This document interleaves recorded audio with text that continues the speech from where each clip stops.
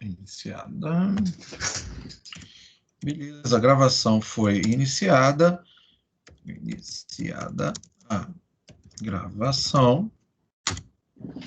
Coloquei a informação aí no chat. E agora eu vou começar o compartilhamento da tela.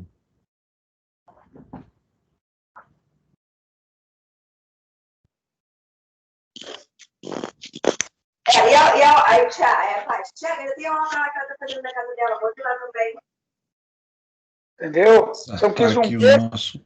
Aí o cara foi teu tio, mas estava bonito na foto, queriam se sair como as maioronas, né? O cara querendo mandar na festa dos outros, querendo bater nos garotos, querendo fazer o que quiser. Primeiro que ela devia ter sido decente e ter falado pro cara, vão embora vocês, por favor. Beleza, só um minutinho, gente, que eu estava ali fechando o áudio dos participantes, né? Que abriu ali um áudio sem querer, né? Provavelmente acontece. Vamos aí, vamos dar continuidade ao nosso trabalho. Alguém está pedindo acesso?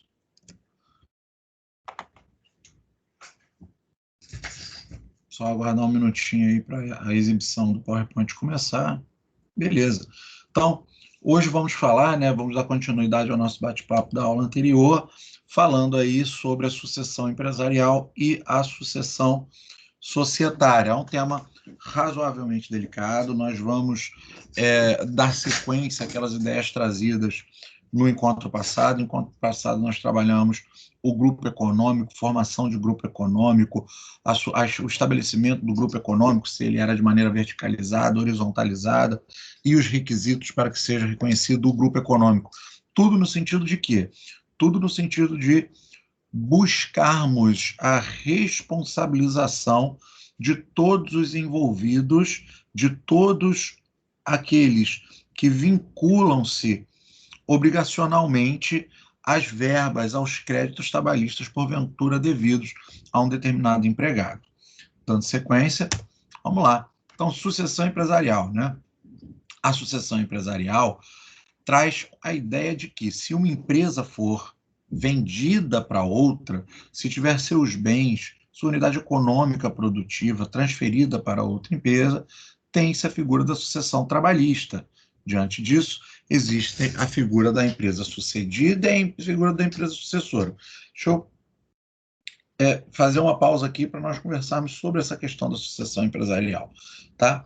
Essa é a ideia teórica da sucessão empresarial. Se uma sucede a outra, com relação aos seus bens, com relação à unidade econômico-produtiva, com relação à transferência, por exemplo, de tecnologia, transferência de know-how, com relação àquela atividade. Entretanto, gente, nós vamos ver isso aí nos próximos slides, eu coloco isso aí mais...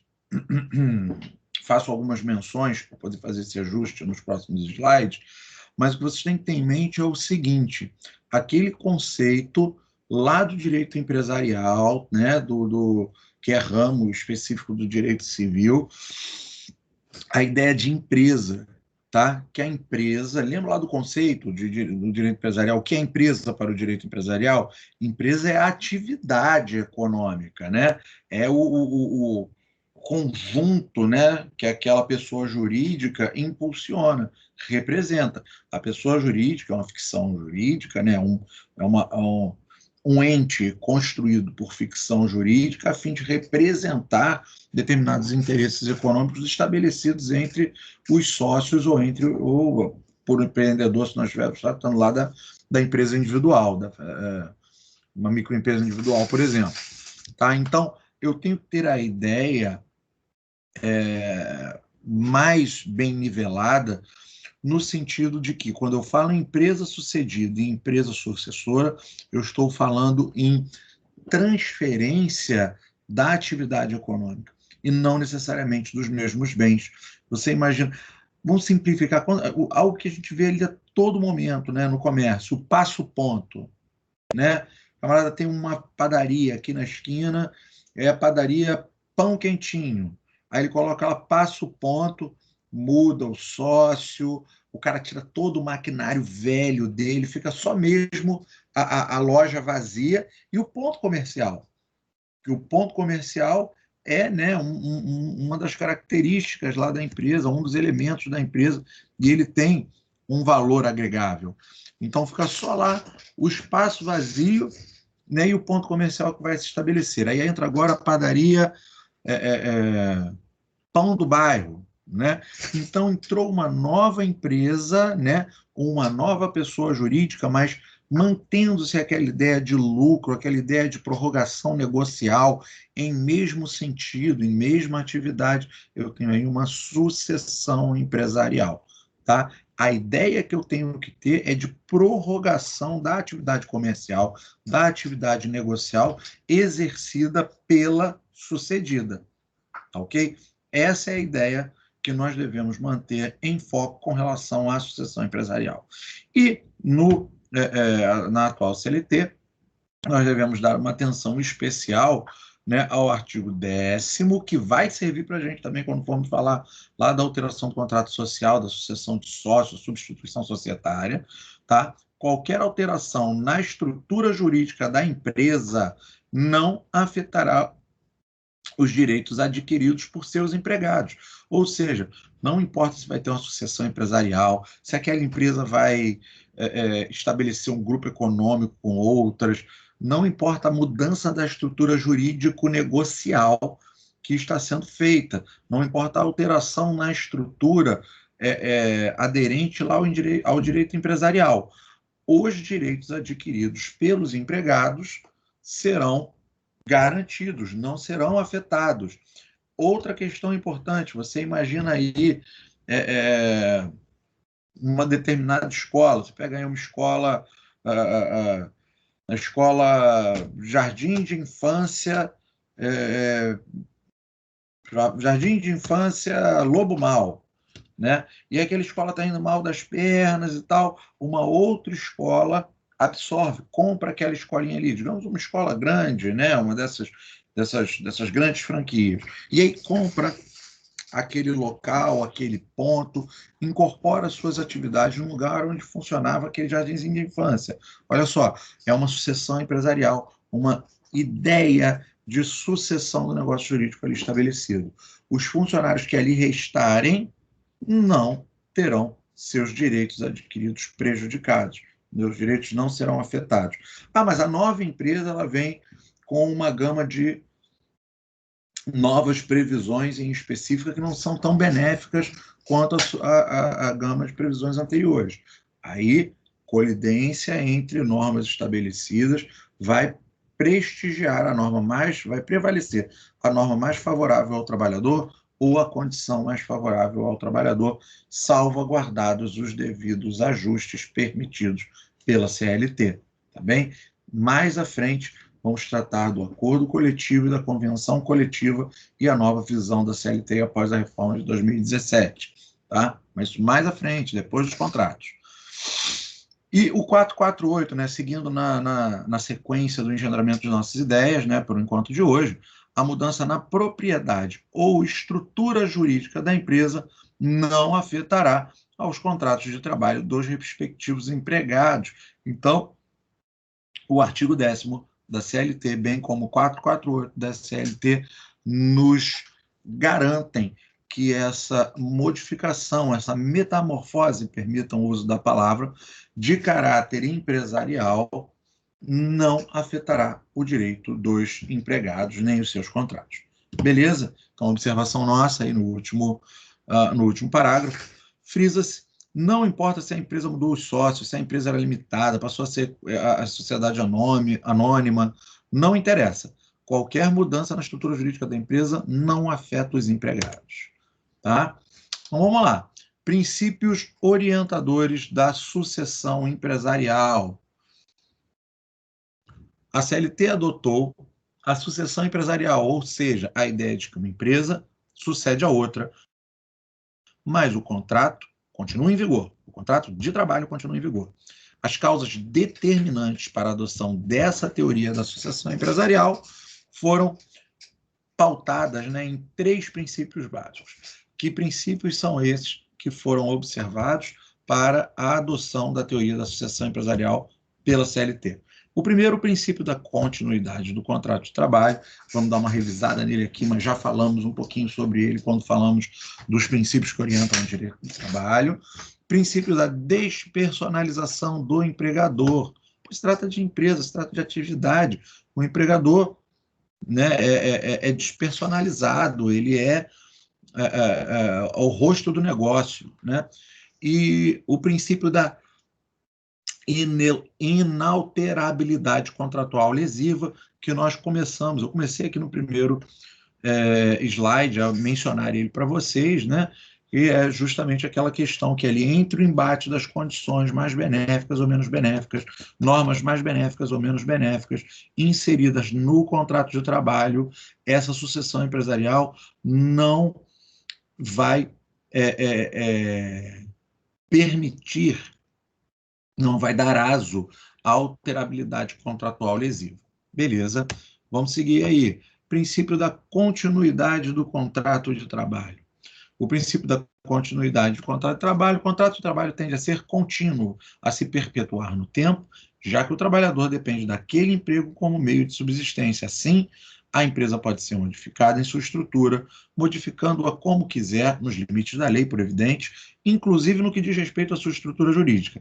Mas o contrato permanece. Beleza? O princípio da continuidade do contrato de trabalho garante que os direitos adquiridos pelos aqueles trabalhadores que ficarem ali naquele turbilhão da transição entre uma empresa e outra, os direitos deles estarão garantidos. Vamos lá? Porque o contrato de trabalho, vamos falar aqui mais um pouquinho, né? O contrato de trabalho ele tem essa característica que, via de regra, para o ordenamento jurídico trabalhista material brasileiro, o contrato de trabalho, via de regra, é por prazo indeterminado. Se ele é por prazo indeterminado, vislumbra-se que ele tende à perpetuação no tempo, que tende a uma projeção elastecida no tempo. Tá?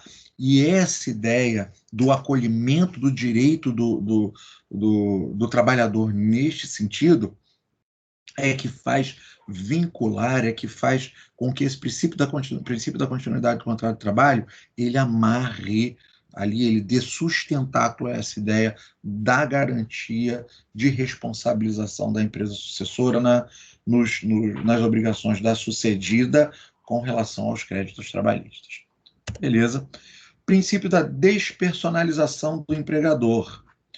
A CLT traz no conceito de empregador, no artigo 2º, que este é a empresa, ou seja, existe uma despersonalização do empregador. Considera-se empregador a empresa individual ou coletiva que, assumindo riscos da atividade econômica, lembra lá da alteridade? Admite, assalaria, dirige a prestação de serviço. A CLT deixa claro que empregador não é a pessoa jurídica ou física necessariamente. Empregador é a empresa, é a atividade econômica. E aí eu tomei a liberdade, claro que com toda a cautela, todo o carinho, todo o cuidado de buscar a fonte e citar a fonte para vocês aí. Não coloquei aqui o ano, prometo que depois eu olho meu livrinho lá em cima e boto o ano aqui, tá? Mas cita aí o Fábio Ulloa, quando ele diz, entende-se juridicamente empresa como, aqui é o Fábio Ulloa, sendo a atividade cuja marca essencial é a obtenção de lucros com oferecimento ao mercado de bens ou serviços, gerando estes mediante a organização dos fatores de produção. Em termos técnicos, contudo, empresa é a atividade. Isso não sou eu quem está dizendo, isso é o Fábio Ulloa, quem diz, tá? Em sua obra, Curso de Direito Empresarial, volume 1, daí são trechinhos cortados ali entre a página 18 e 63, tá?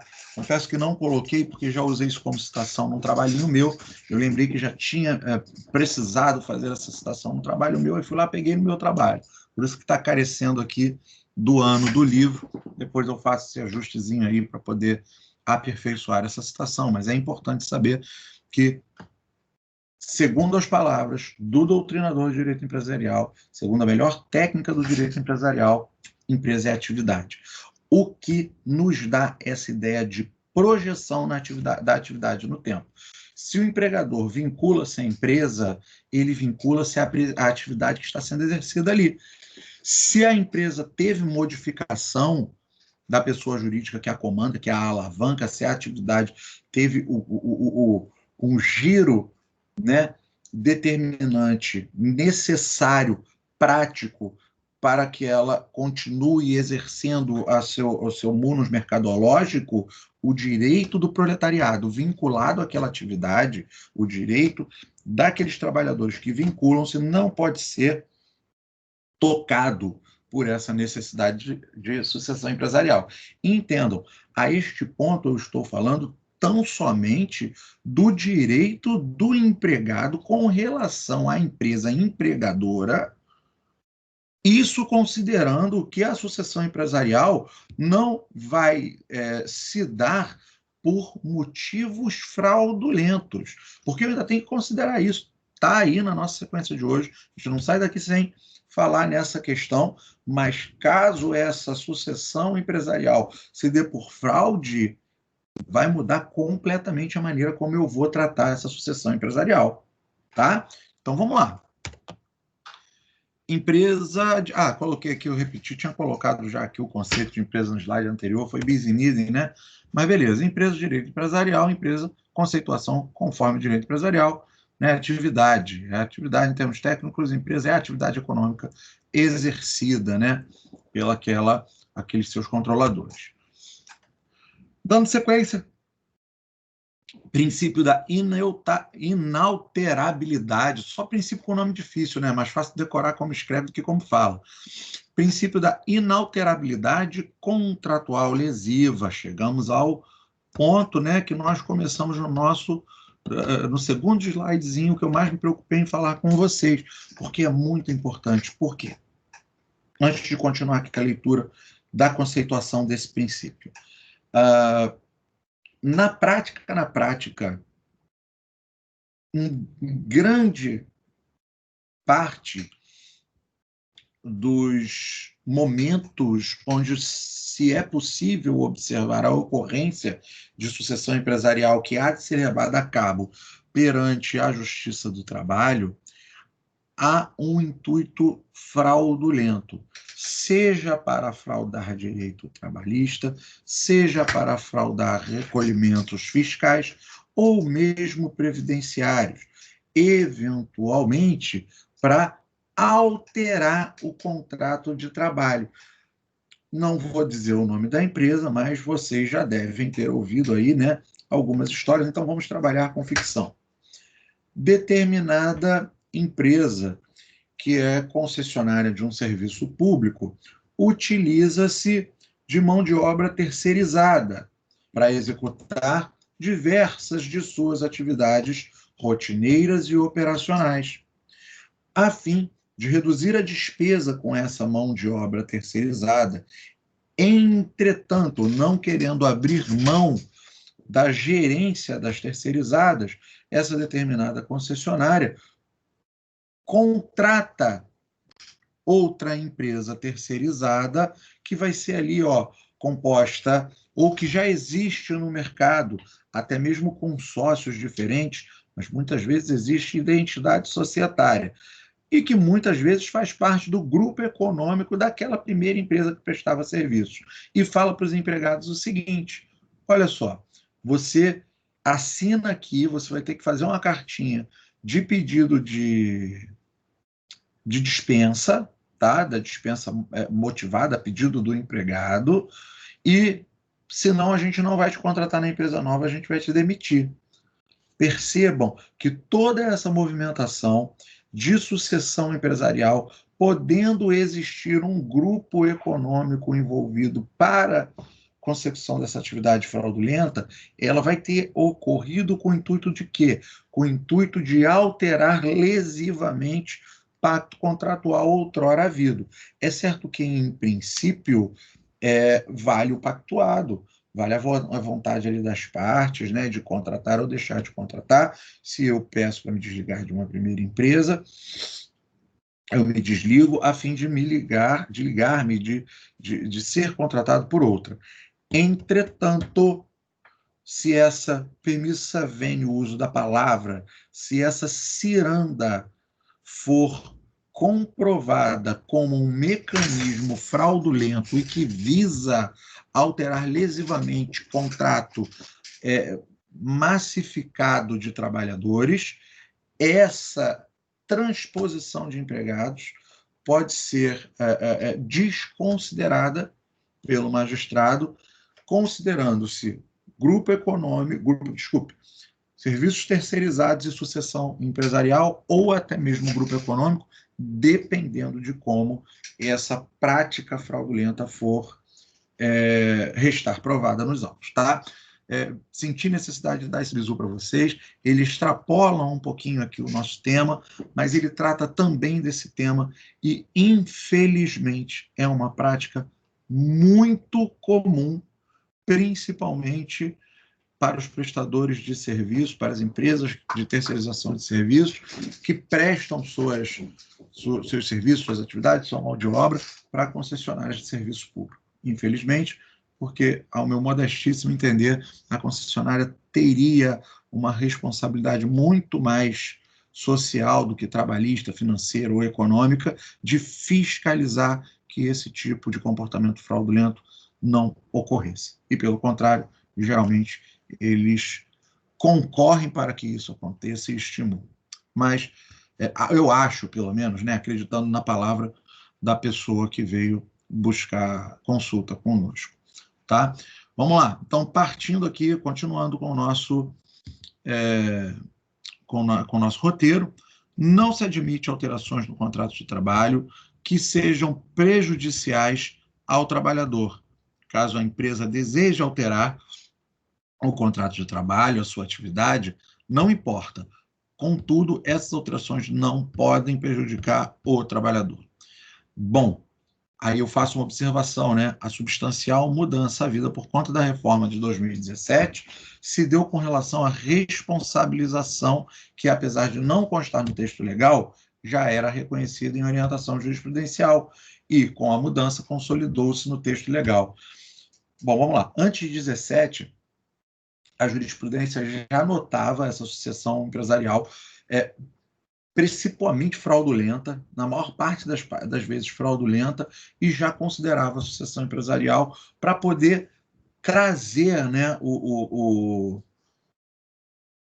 a empresa sucessora para o polo passivo de uma determinada demanda trabalhista. Isso traz uma outra questão relevante, porque se eu tenho duas empresas que constam ali no polo passivo de uma demanda trabalhista e, eventualmente, eu preciso promover um incidente de consideração de personalidade jurídica, eu alcanço os sócios de ambas. Então, olha o polo passivo crescendo, né? O polo passivo aumentando.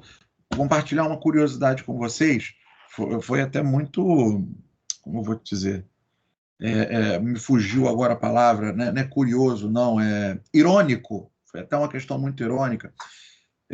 Tem um processo, né, aqui na Baixada, um processo trabalhista contra uma indústria de bebidas que já até saiu do Rio, usava uma marca, né, conhecida, e era ali um grupo econômico. Esse grupo econômico que se estabeleceu aqui no Rio para distribuir aquelas bebidas, né, formado por aquelas empresas, ele tinha uma origem lá no Nordeste, em uma determinada cidade em específico. Entretanto, veio uma pessoa que já tinha esse know-how da fundação da empresa no Nordeste, veio para o Rio, não passou a constar em nenhum contrato social, mas era ali aquela funcionária encarregada, super manda-chuva. Beleza, passou, vamos cortar o assunto, né? Passou toda a reclamação trabalhista, houve a necessidade de se comprovar que tratava-se, na verdade, não de um grupo empresarial restrito, só aqui no Rio, mas também de um grupo empresarial que ele tinha seus braços por alguns estados a fim de representar aquelas bebidas. Essa pessoa que veio comandar a atividade aqui, no dia da audiência, ela era preposta, e, pasmem, isso acontece. Ela falou para o para o reclamante, falou, não, tudo bem, você não precisa aceitar o acordo, você vai morrer e não vai receber isso. As empresas não têm dinheiro. E ela estava ali só como preposta, como funcionária. Eu estou dando esse exemplo porque é tão importante esse manejo adequado do reconhecimento do grupo econômico, da sucessão empresarial e do elastecimento à responsabilização societária, né, ou seja, do incidente da desconsideração de personalidade jurídica para alcançar o patrimônio dos sócios, que anos depois, quando se reconheceu o grupo econômico entre as empresas do Rio e as empresas do Nordeste, as empresas do Nordeste passaram a integrar o meu processo aqui no Rio de Janeiro, né? E alguns anos ainda após, houve a necessidade do incidente de desconsideração de personalidade jurídica. E quem apareceu como sócio da empresa do Nordeste? Essa mesma pessoa que falou que aquele cliente ia morrer sem receber nada. E deu-se penhora online das contas dessa pessoa e conseguimos penhorar, né? Conseguimos lá buscar algum valor diretamente nas contas dessa pessoa. Por isso eu disse irônico, mas um instituto que é bastante frequente, bastante recorrente, tem uso prático bem intenso no dia a dia da prática profissional trabalhista. Vamos aí para o próximo slide. Responsabilidade do sucessor. Então, nós vamos ter que verificar, eu estou propondo já nesse slide, né, que nós analisemos o texto antes da reforma, que era pautado na orientação jurisprudencial 261, que eu acabei não colocando o OJ aqui, né, na frente de 261, mas aqui, ó, empresa, contrato social, aqui embaixo, ó, já era reconhecida em orientação jurisprudencial. Então, a orientação jurisprudencial SDI 261, que fala de bancos, né, traz o seguinte em seu bojo: 261, bancos, sucessão trabalhista. Essa OJ foi inserida na data que está retratada aqui, 27 de setembro, vai fazer aniversário agora. As obrigações trabalhistas, inclusive as contraídas à época em que os empregados trabalhavam para o banco sucedido, são de responsabilidade do sucessor, uma vez que a este foram transferidos os ativos, as agências, os direitos e os deveres contratuais, caracterizando a típica sucessão trabalhista. Parágrafo único. A empresa sucedida responderá solidariamente com a sucessora quando ficar provada fraude na transferência. Só essa orientação jurisprudencial já deixa 2 recados para a gente. 1, a sucessão foi regular, quem responde é o sucessor. Provou fraude, o sucedido vai responder também. Agiu de maneira fraudulenta para que ocorresse uma sucessão empresarial, a fim de eximir-se de obrigações, pelo menos as obrigações trabalhistas não serão eximidas. Essa empresa sucedida vai ser trazida para o polo passivo, vai ser trazida para aquela relação jurídica estabelecida que ora se questiona, e ela não vai responder, não é subsidiariamente, não. Para quem não lembra, solidário é lado a lado, subsidiário é um após o outro. Subsidiário prevê sucessão, né? Na responsabilização. Vai responder como? Solidariamente, lado a lado. Quem tiver patrimônio paga, quem tiver patrimônio, quem tiver dinheiro em conta, vai responder pela obrigação trabalhista devida. Ah, mas aí foi sucessor e sucedido, sem prejuízo de eventual ação de regresso que caiba entre as duas empresas, entre o sucessor e a sucedida. Tá ok? Se o intuito sucessório empresarial foi fraudulento, ele não prejudicará, em hipótese alguma, o direito do proletário, que não prejudicará, em hipótese alguma, o direito do proletário, e, em princípio, essa sucessão que seria, né, propriamente sucedida, passaria a responsabilidade ao sucessor, o sucedido vem figurar solidariamente na responsabilização sucessor. Bom, mas isso era a orientação jurisprudencial 261. Veio a reforma trabalhista e, como eu disse lá no nosso primeiro encontro, apesar das diversas críticas ao texto da reforma, nem tudo não foi de tudo ruim. Algumas previsões, alguns assentos legislativos precisavam ser feitos.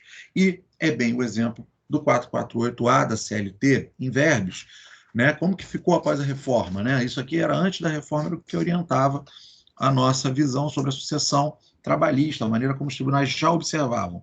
E após a reforma ficou consolidado esse entendimento já estabelecido antes no texto legal, caracterizado a sucessão empresarial ou de empregadores previstas nos artigos 10 e 448 desta consolidação, as obrigações trabalhistas, inclusive as contraídas à época em que os empregados trabalhavam para a empresa sucedida lá atrás, são de responsabilidade do sucessor. Parágrafo único. A sucedida responderá solidariamente com a sucessora quando ficar comprovada a fraude. Beleza? Então, olha só, né? É praticamente um Ctrl+C, Ctrl+V da orientação jurisprudencial. Beleza? Vamos para o próximo slide sobre responsabilidade da empresa na sucessão trabalhista. Assim, via de regra, a empresa sucessora daquela empresa que está adquirindo, a responsabilidade é da sucessora, da empresa sucessora, daquela empresa que está adquirindo a anterior.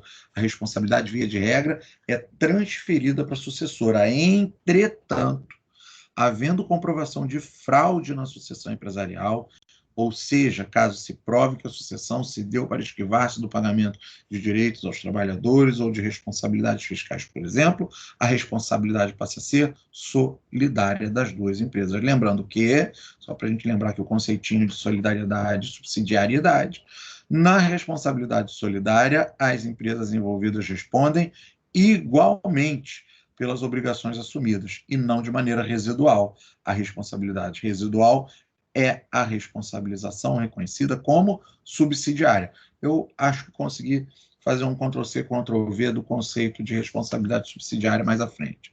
Tá? Vamos dar uma olhadinha aí. O importante que nós precisamos gravar é o seguinte: ocorreu sucessão empresarial, regra, as obrigações foram junto com a sucessora para frente. Provou-se a ocorrência de fraude, a obrigação, a sucedida passa a ser responsável solidária em todas as obrigações que foram transferidas para a sucessora. Modificação na estrutura jurídica da empresa, mudança quanto ao quadro societário. Aí nós vamos estar diante, né, não da sucessão empresarial, mas da troca, da modificação do quadro societário. Quando um sócio não quer mais responder pelaquela empresa, quer proteger seu patrimônio, está sentindo ali que a empresa está quebrando, vai colocar, né, aquele laranja, alguma coisa ali no contrato social para tentar esquivar-se de responsabilização. Né? E aí eu estou falando da modificação fraudulenta, não estou falando da tradicional, não. Então, nós vamos ter que ter um cuidado bem marcado, bem atento a essa sucessão no quadro societário também. Vamos lá. A reforma de 2017 também organizou as questões das modificações e responsabilizações decorrentes das mudanças, porventura realizadas, do quadro societário. O texto do artigo 10A da CLT foi inserido na CLT, galera, pela reforma de 17. Vamos lá. O sócio retirante responde subsidiariamente pelas obrigações trabalhistas da sociedade relativas ao período em que figurou como sócio. Somente as ações ajuizadas até 2 anos depois de averbada a modificação do contrato, somente em ações ajuizadas até 2 anos depois de averbada a modificação do contrato, observada a seguinte ordem de preferência. A ordem de preferência eu vou colocar lá no outro slide. O que nós precisamos analisar do caput? Primeiro, quem é o sócio retirante? Segundo, o que é responsabilidade subsidiária? E terceiro, alcance dessa responsabilização. Porque diz aqui 2 anos, Léo, tranquilo. 2 anos depois de averbada a modificação. Eu posso ter ali essa eu acho que é a parte mais delicada do caput do artigo 10º, letra A. Por quê? Eu posso ter ali uma modificação substancial do contrato social, eu posso ter a retirada de um sócio que, de repente, está ali de boa fé, vendeu suas cotas e tudo mais, e o O sócio atual, né, o sócio que substituiu a esse retirante, ele demora a fazer a averbação da modificação desse contrato social junto à junta comercial ou ao RCPJ, ao Cartório de Registro Civil de Pessoas Jurídicas. E com essa demora, com esse retardo, o que acontece? Elastece-se o prazo para responsabilização do retirante. Ah, mas coitado, mas por causa de um erro lá do camarada que comprou as cotas dele, ele ainda vai responder? Se ele vai responder ou não, se vai restar um direito, uma eventual ação de regresso entre o retirante e o adquirente das contas, isso não é de alçada do empregado. O empregado, ele precisa ater-se, ele precisa estar garantido, salvaguardado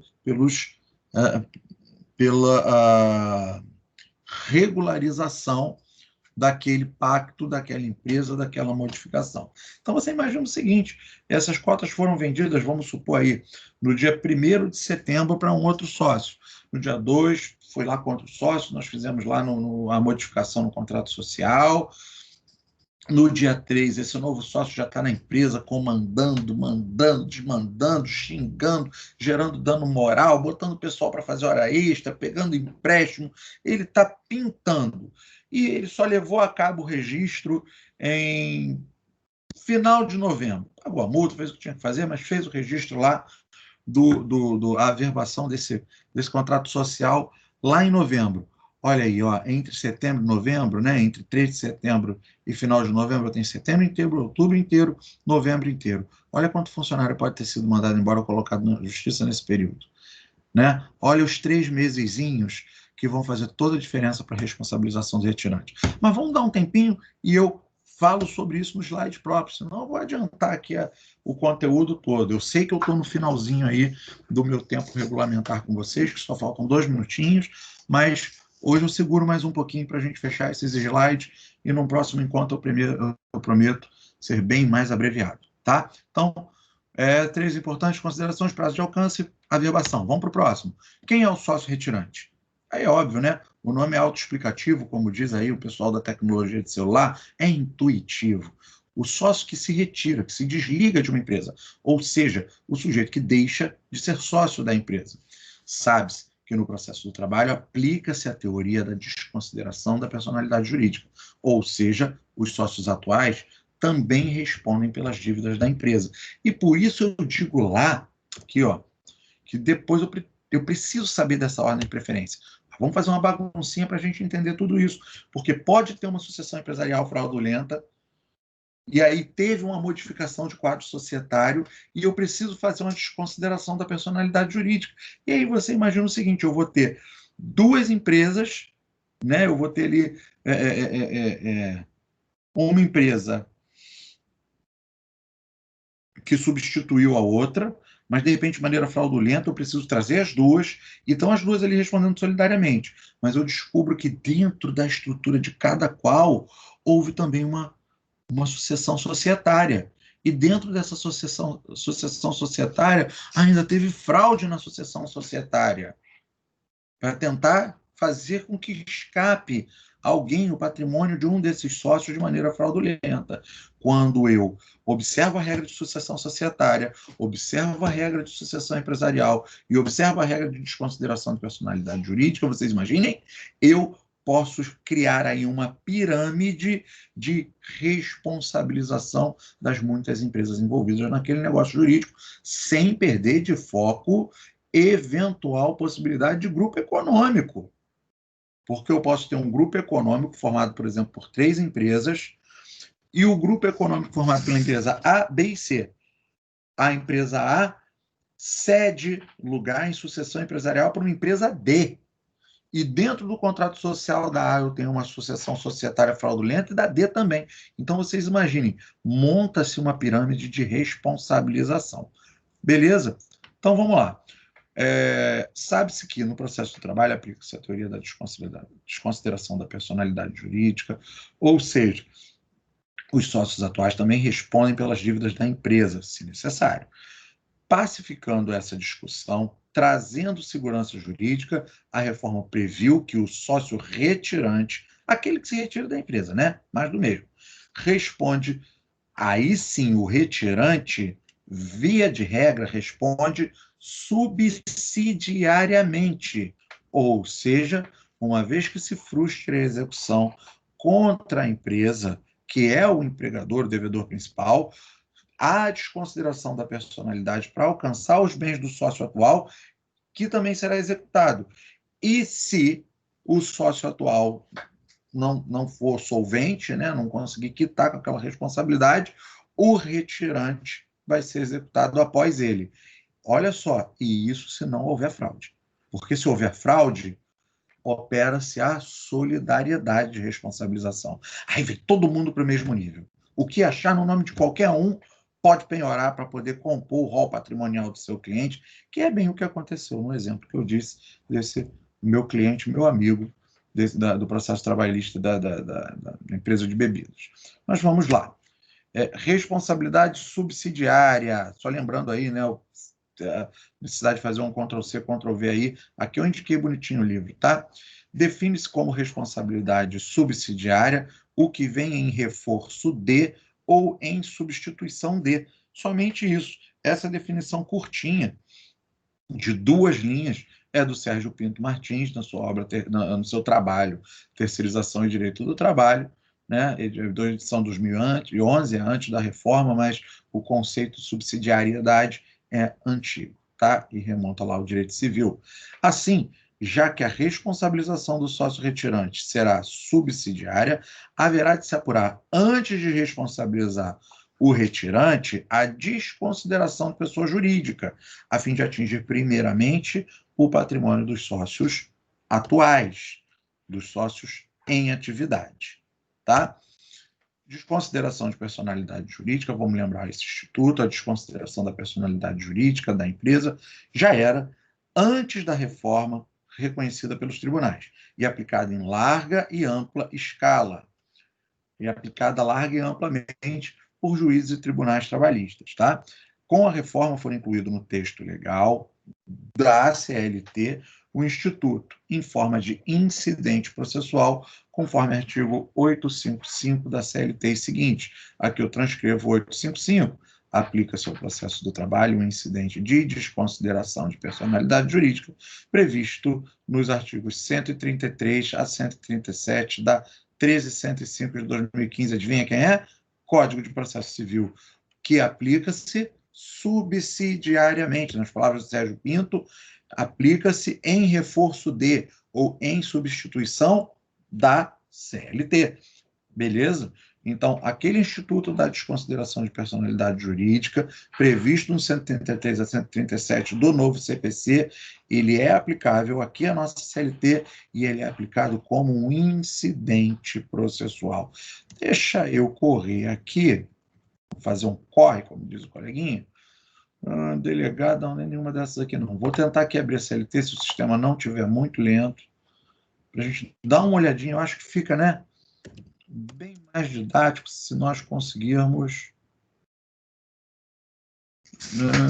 CLT Planalto compilado, exibir esse texto legal aí na tela.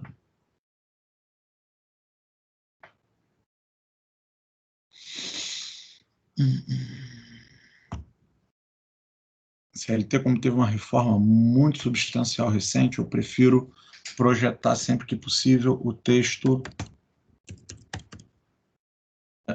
não compilado. Bem, gente.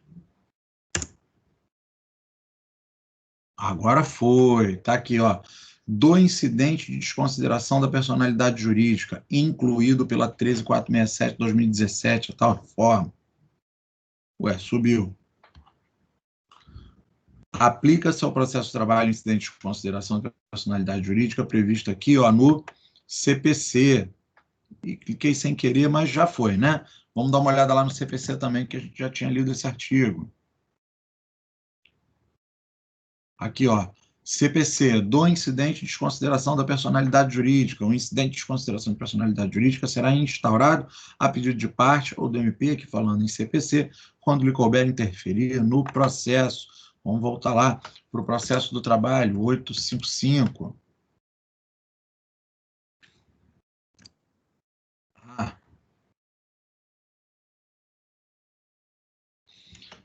Bom, só por curiosidade, desse incidente, ó, é tão relevante que a própria CLT prevê aqui uma procedimentabilidade específica com relação à questão recursal. Na fase de cognição, não cabe recurso de imediato.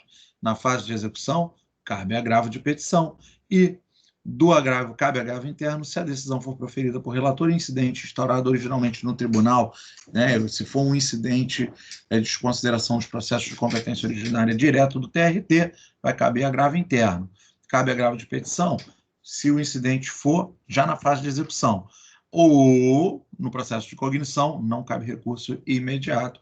Você vai ter que trabalhar ele numa sede recursal imediata. E aí eu vou deixar esse bizuzinho para o professor de processo. Vamos lá? Assevere-se que o comando legal acima transcrito reconhece e aplica subsidiariamente um instituto já previsto no moderno CPC. Com a desconsideração, os sócios atuais responderão pelas obrigações trabalhistas assumidas com os empregados e serão responsabilizados antes dos retirantes. Insta a dizer que os atuais vão responder, inclusive, pelas obrigações havidas há muito tempo.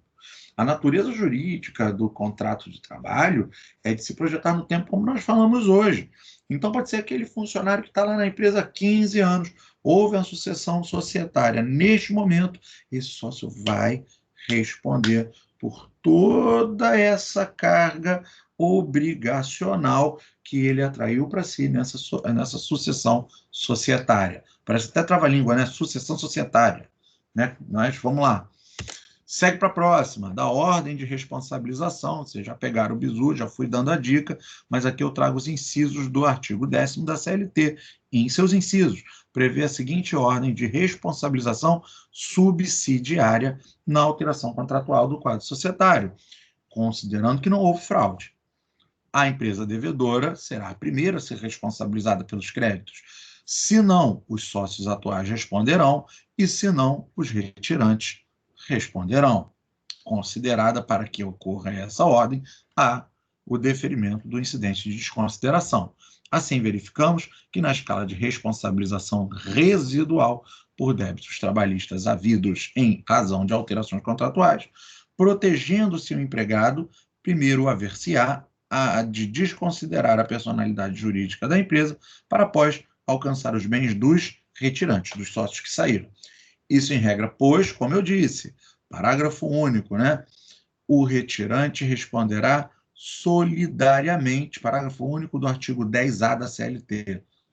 Tá? Coloco a observação aqui no cantinho, mas eu estou nesse sentido. O retirante responderá solidariamente com os demais quando ficar comprovada a fraude na alteração societária. Assim, se comprovado que a alteração não se deu por questões negociais habituais, né? Por questões naturais, vendi minhas cotas, estava duro, estava falido, quis ir embora do Brasil, vendi minhas cotas, né? Continuo sendo real, mas fui. Eu consigo comprovar que não foi por fraude, né? Porque muitas vezes vai ter um aspecto de fraude, ou porque a empresa já estava quebrando, ou por um motivo qualquer, mas vamos pensar aí que nós também vamos trabalhar do outro lado da mesa. Também vamos trabalhar na defesa dos interesses de um eventual reclamado, de um eventual ex-sócio. E eu tenho que ter em foco que tipo de caracterização probatória eu devo fazer para proteger da melhor forma o direito do meu cliente. Então, assim, se comprovado que a alteração não se deu por questões negociais habituais e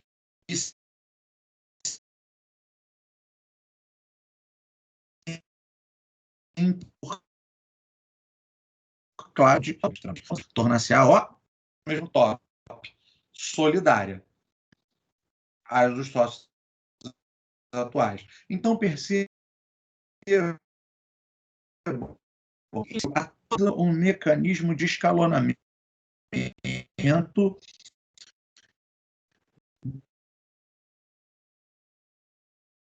de responsabilização. Por óbvio, se a sucessão não foi fraudulenta, vamos falar. Óbvio que o Itaú vai ter muito mais capacidade financeira do que um banco que foi absorvido para poder quitar, cumprir com suas obrigações trabalhistas. Tá certo? Ah, mas se fosse fraudulenta. Se fosse fraudulenta, era uma outra história. Se fosse fraudulenta, era responsabilização. Mas aquela galera que passou essa empresa, eles estão ali, ó, respondem, mas estão tranquilos que não vão precisar responder porque o negócio não foi fraudulento.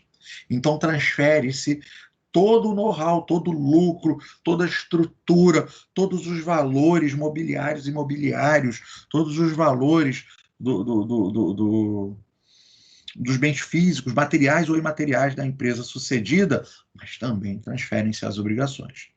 E se eu transfiro, faço uma transferência de valores, faço uma transferência de lucro, faço uma transferência de projeção negocial, que é o grande lance da empresa, por isso está lá o conceito de empresa, o sucessor ele vai ter muito mais capacidade econômica de arcar com essas obrigações e não vai haver a necessidade de buscar direitos no sucedido.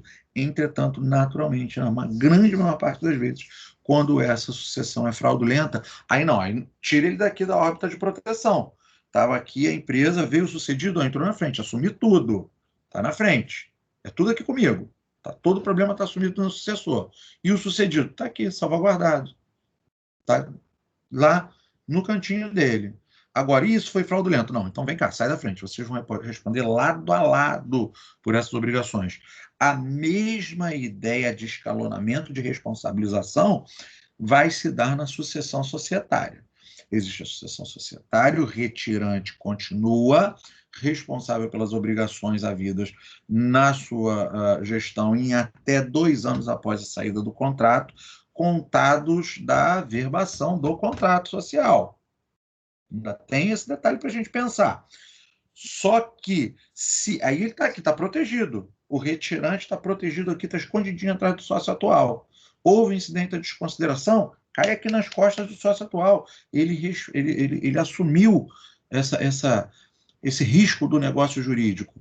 E prova de intuito fraudulento. Ah, você não é coitadinho, você não pode se esconder. Você vai responder aqui lado a lado. Aí vem todo mundo responder alinhado. As pessoas jurídicas, as pessoas físicas, os sucessores, os sucedidos, os retirantes e os retirados. Beleza? Na fraude, alinham as obrigações. Elas tornam-se solidárias. No negócio jurídico regular, elas são escalonadas, subsidiárias ou interpostas, dependendo de sua natureza. Vamos seguir. Prazo para responsabilização. A responsabilização dos sócios retirantes alcança até 2 anos, como nós já verificamos, após... Opa, parece que mandaram mensagem no Teams, mas o meu coisa aqui no 51 faz só 3 minutinhos que o Renato falou aqui que está picotando. Deixa a gente tentar resolver isso aqui. Quando for assim, abre um pouquinho o áudio, porque eu, quando estou projetando a tela, eu não consigo enxergar os comentários de vocês. Já melhorou? Eu vou fazer o seguinte, eu vou fechar minha câmera, deu certo no primeiro tempo, né? Não tem necessidade de ficar olhando para a minha cara, né? Vamos olhar aí, vamos ir para a tela e para a explicação. Normalmente, quando eu fecho a câmera, né, melhora bastante aí o link. Vamos lá. A responsabilização dos sócios retirantes alcança até 2 anos após a verbação. Não importa se a alteração do fato deu-se em determinada data e que não pratica. Era, na verdade, na prática, até não importa que a alteração de fato deu-se em determinada data e que, na prática, os novos sócios tenham assumido o poder administrativo efetivo em data posterior. A responsabilidade dos integrantes se elastecerá por 2 anos após a verbação, o que por si garante maior amplitude de pessoas físicas e jurídicas que responderão pelos créditos trabalhistas cobrados na Justiça do Trabalho. Tá? Então, quanto mais tempo leva para que esses empreendedores averbem uma alteração contratual, mais tempo o sócio retirado vai ser responsabilizado pelos créditos trabalhistas em que pese a empresa estar sob a administração do retirante. Gente, isso é muito, muito, muito, muito comum. Muito comum. Um sócio suceder a outro, um tio passar a empresa para um sobrinho porque estava se aposentando, ou vice-versa, ou haver a venda de uma empresa, e demorar a ocorrer essa sucessão, o registro dessa alteração da sucessão societária, e você ter o cliente na tua porta com um contrato social dizendo assim, olha, doutor, isso daí é o bisuzão. Olha, eu estou aqui, eu saí dessa empresa já faz mais de 2 anos, recebi isso agora, a data aqui, eu não sei o que eu faço. Você fala, cadê a averbação desse contrato? Vamos lá buscar certidão na Justiça, vamos buscar certidão na RCPJ. Então, é a partir da data daquela averbação que vai ser contada essa responsabilização. E isso é muito importante ser observado na prática, tá? É uma questão, né, de direito, né, procedimental que tem reflexos na seara material de responsabilizações. Vamos lá, a averbação é o registro. Então, o que é a averbação também, né? Pode ser que vocês ainda não conheçam esse instituto, né? Ou que, se eu já ouviram falar, já tenham esquecido. Então, é nos nossos está lembrando vocês sobre isso. A averbação é o registro da alteração do contrato social perante o registro civil de pessoas jurídicas. Ou seja, aqui eu trouxe, né, o Ctrl+C, Ctrl+V, né, a transcrição do artigo do CPC. As modificações do contrato social que tem por objeto matéria indicada no 997, alteração de quadro de sócio, alteração de cotas societárias. É mais fácil eu dar uma lidinha aqui no 997 ilustrativa, mas é porque o que a gente precisa mesmo é o parágrafo único do 999. Mas, para poder ficar completinha aí a ideia. Um minutinho. 99999. Não é Código de Processo Civil, não, é Código Civil. 99. Não se preocupem, eu vou fazer essa indicação agora. Vamos ler que tem 2 alterações nesse slide.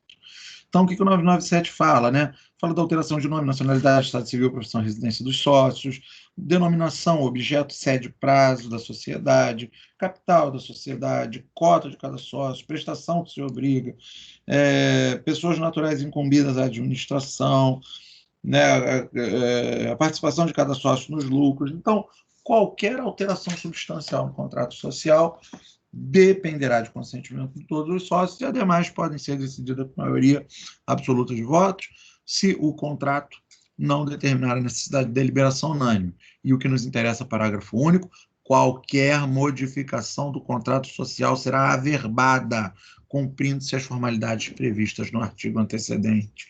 Ou seja, para que ela tenha validade, né, aqui da responsabilização do retirante, limitada àquele período de 2 anos, ela precisa ser averbada. Caso contrário, ele vai responder pelo período em que não se deu a averbação, apesar da alteração. Vou pedir a vênia a vocês para fechar aqui a projeção, só para corrigir logo o slide. Aliás, esse já é o último, então deixa eu já fazer a modificação aqui para a gente poder abrir para algumas considerações. Não, aqui não é na prática. E aqui é VID 999 do Código Civil.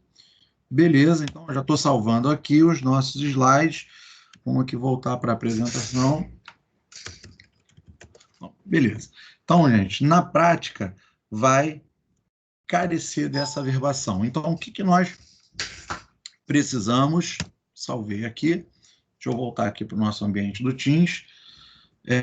Na prática, o que nós vamos... Oi? Na prática, ficou junto lá no slide. Está colado. Cadê? E aqui, ó. Beleza, obrigado. Já que eu consertei, né?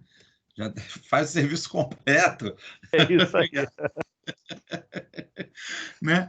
Obrigadão. Então, vamos lá. Falando... Está me incomodando isso aqui. Deixa eu parar aqui o compartilhamento da tela, que eu acho que fica melhor para vocês. Então, na prática, galera, o que acontece? O que vocês precisam focar aí, né? Que que eu fiz um negocinho aqui. Espera aí que eu já estou baixando a lista de presença de vocês. Eu parei de compartilhar a tela e... um minuto que eu não consigo fazer as duas coisas ao mesmo tempo. Pronto. Parei de compartilhar a tela, estou baixando aqui a listinha de presença. Deixa eu encerrar logo a gravação para renderizar o vídeo para vocês.